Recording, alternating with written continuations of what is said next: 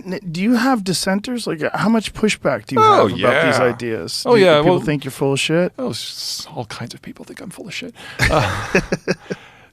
I am very sector and goal agnostic in my work, which means I don't really care what your investment strategy is. If it doesn't play against demography and geography in a comprehensive way, at best you're hoping that everyone just kind of sways in your general direction. And so there's no shortage of people in a room when I'm speaking who get really upset because they have an investment thesis, or maybe they've bet their company on something that I just see as a non-issue. So, obviously the folks in the crypto world have never liked me. And I dropped a video last night about how EVs are just a disaster that aren't going to be with us very much longer. And I've gotten some interesting communications because of that one. Things like this happen with me with almost every presentation. And last year I gave 179 presentations. What is your perspective on EVs? They're not nearly as good on carbon as people think. Most of the data that exists doesn't take into the fact that most of this stuff is processed in China, where it's all coal-driven, and it doesn't take into does not take into account the fact that most grids that they run on are also majority fossil fuels, and that extends the break-even time for carbon from 1 year to either 5 or 10, based on what model you're talking on. Cybertruck's far worse than EVs. But the bigger problems, we're just not going to be able to make them much longer. If we really do want to electrify everything, that doesn't just mean EVs, that means the entire system that feeds into the EVs. We need twice as much copper and 4 times as much chromium and 4 times as much nickel and 10 times as much lithium and so on. We have never, ever in any decade in human history doubled the amount of a mainline material production in 10 years, ever. And we need all of this by 2030?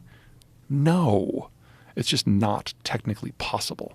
So how does the government, say, of California, justify these mandates when they're saying something like by 2035, all combustion vehicles must stop being sold in the state of California? Well, let's put the ideology to the side, because I'm not even going to try to explain that. I will give a little bit of defense for California, though, because I do consider myself a green. I just think of myself as a green who can do math, so I don't get invited to any of the parties. California's state legislature gives a lot of authority to their state bureaucracy. So the bureaucracy will set the goalposts. No ICEs by 2035. Knowing that the technology doesn't exist, knowing that the supply chains don't exist, but they will set the goalposts. If we get closer to that date, say 2027, and it's apparent that the technology is not proceeding at a pace that will allow that target to be reached, they have the authority already to move the goalposts.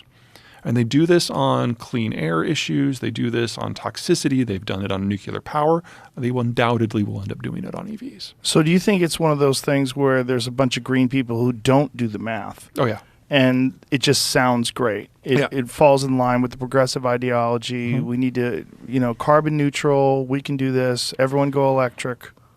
Yeah, and there is a fascinating discussion happening in the environmental community right now because they're being confronted with reality. So California and Germany have very similar green tech policies, but the Germans have spent 3 times as much as California, but are only getting about 1/5 as much power. Because I don't know if you've ever been to Germany, but the sun doesn't shine in Germany. And now with the Russians on the warpath and their clean-ish energy from natural gas going away, they're going back to lignite coal in force. It was already their number one source of power. Germany, the idea that Germany is green is ridiculous because they rely on really, really dirty coal now, especially so. But there's now a conversation going on between the German environmentalists and the Californian environmentalists about why California, in relative terms, is doing so well at this while Germany is not. And the answer is simple geography. But that's never been part of the conversation in the environmental community before. Now it is. They should have had this conversation 15, 20 years ago, but they're having it now. And as soon as they come to the conclusion, unwillingly, but they'll get there, that we have to choose where we put our copper and our lithium and our nickel, EVs are not going to make the cut at all. Where will the copper and the nickel and where will all that go? It'll be focused on the green techs that actually work in the geographic areas where it can be applied. So you put solar panels outside of Tucson, you put wind turbines outside of Tulsa. That works with the technology we have now. You do not put solar panels in Connecticut. That's stupid. That actually increases your carbon footprint. Because there's no sun. There's not enough sun to generate enough electricity to pay down the carbon debt that it took to build the stuff in the first place.